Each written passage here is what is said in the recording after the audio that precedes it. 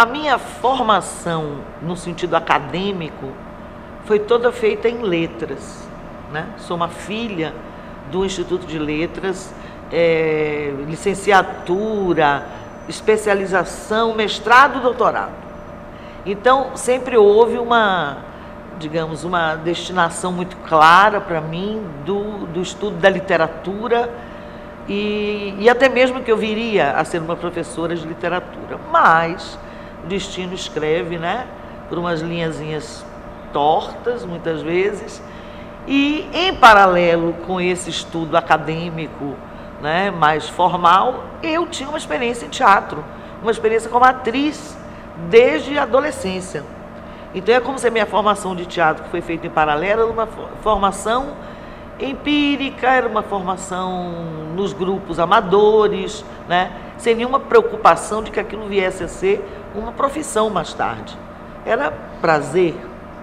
E, de algum modo, muito feliz, penso que o destino escreve nas linhazinhas tortas, mas ele é muito caprichoso, né? E por uma resolução aí, feliz dessas linhas, eu acabei ensinando na escola de teatro e pude usar, digamos, toda a minha formação de letras, porque eu trabalho com textos para teatro. E mais tarde vim escrever textos para teatro, me tornei dramaturga. Mas a minha entrada, a porta de entrada para mim no teatro foi como atriz. Eu vim do Rio de Janeiro para cá com 18 anos. Então, para mim, não chegou a haver um forte, né, choque cultural. Mas uma coisa é interessante, uma coisa ficou marcada. A questão do sotaque. É impressionante como essas coisas abalam, né, uma certa imagem identitária que nós temos, que nós guardamos. Quando eu regressei ao Rio depois de 8 anos, que eu fiquei aqui durante 8 anos, eu tive filhos, eu fiquei afastado da família. Quando eu voltei, a coisa que mais me chamou a atenção foi o cantado, aquele cantado que a gente percebe só quando o outro fala. A gente não percebe que nós cantamos, que todos cantam, graças a Deus falamos cantando, por isso temos entonação. Mas aquilo foi muito impressionante. Agora, eu acho que o mais importante para mim nesse deslocamento Rio-Bahia é que eu senti sempre, não que eu tinha vindo para um lugar diferente, para um lugar estranho. A minha sensação com Salvador foi sempre que eu tinha voltado ao meu lugar. Que de alguma maneira, aqui era o meu lugar. Isso eu senti desde o primeiro momento que eu pisei na cidade. Isso eu senti com o vento de Salvador. A primeira experiência marcante para mim em Salvador foi o vento no Porto da Barra. Eu sentia, não sei nem se existe mais o mesmo vento que existia com tantas edificações, com tanta mudança na cidade. O vento de 1966, que é o ano que eu venho para cá. Aquilo era a minha casa, era o meu lugar, eu estava chegando no meu lugar. Quando eu tive que escolher um tema para desenvolver minha tese de doutorado, eu estava ainda muito presa a um termo que eu tinha já trabalhado desde o mestrado e que se fala muito disso em teatro, que é catarse, né? E eu achava que isso era uma coisa muito pouco compreendida, que a gente precisava revisitar essa palavra, que ela tinha sido, vamos dizer assim, um pouquinho diminuída no seu sentido. E resolvi investigar isso justamente pela via da comédia.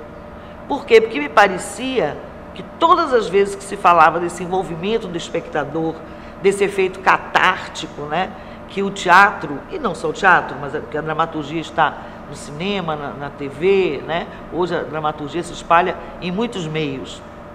É uma atividade multimodal, como se diz. Então, sempre me pareceu que isso deixava de lado, pelo menos na parte da teorização, na parte da reflexão, deixava de lado a questão do cômico.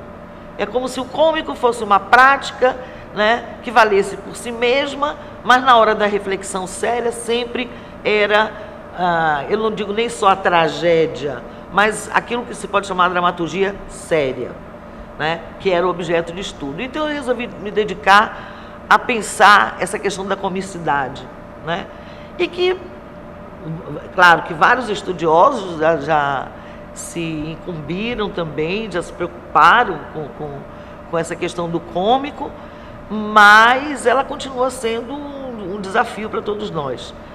E eu descobri, e sobretudo eu busquei afirmar que existe sim uma catarse no cômico, né? E que nem sempre são aquelas boas intenções que às vezes os comediógrafos afirmam, que eles querem educar a sociedade, que eles querem corrigir os erros, corrigir os vícios. Eles gostam muito dos comediógrafos para se justificar, é claro, mas eu acho que a gente pode, né, ir mais a fundo e ver o que existe também de negativo em todos nós, o que existe de hostilidade, né, o que existe de vontade realmente de agredir o outro, num sentido muito amplo, que pode ser uma estrutura social, pode ser uma pessoa, né?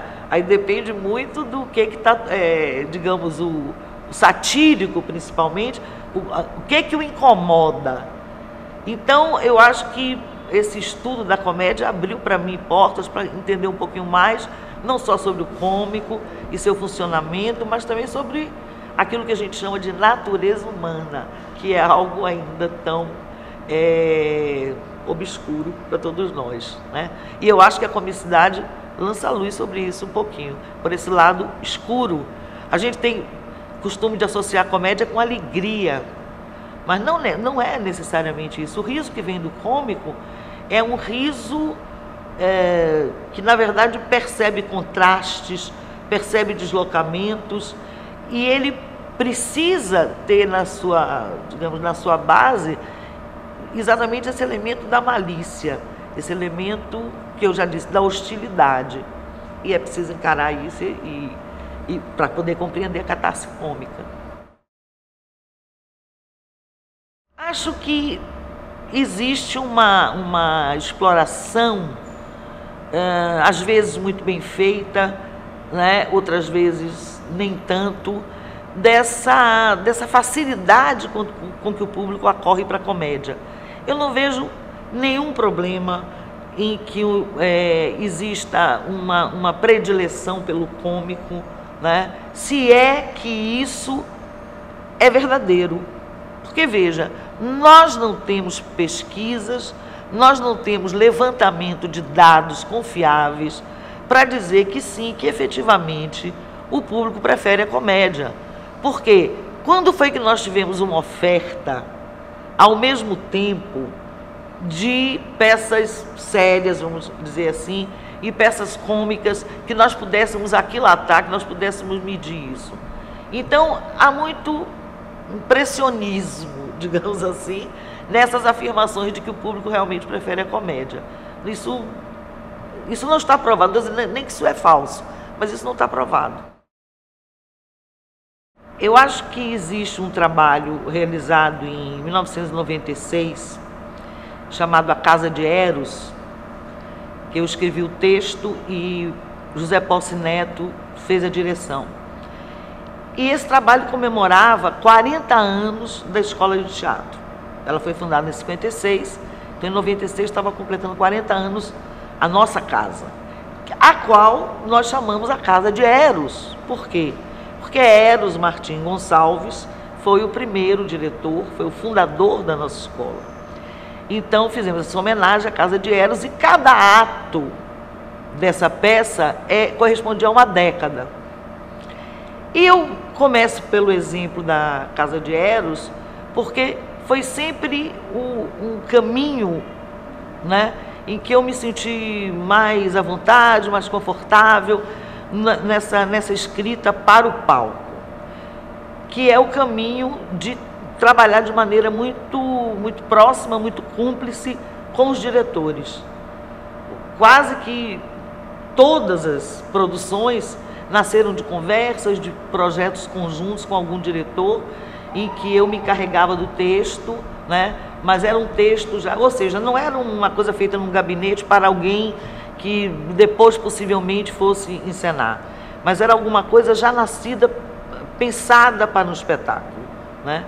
Então isso foi muito importante, porque ao mesmo tempo que eu estava nesse trabalho, eu aprendi muito também do próprio mundo da cena, não só, como eu já disse, pela via da atriz, mas por esse trabalho junto ao diretor, né? E junto aos atores, claro. Foi realmente uma ousadia, no melhor sentido dessa palavra, uma visão, né, de futuro privilegiada que teve o reitor Edgar Santos, quando criou na década de 50, imaginemos o que era Salvador na década de 50, e esse reitor tem essa coragem, essa iniciativa de criar as escolas de artes. Nós já tínhamos a Escola de Belas Artes e foram criadas, então, as escolas de música, dança e teatro.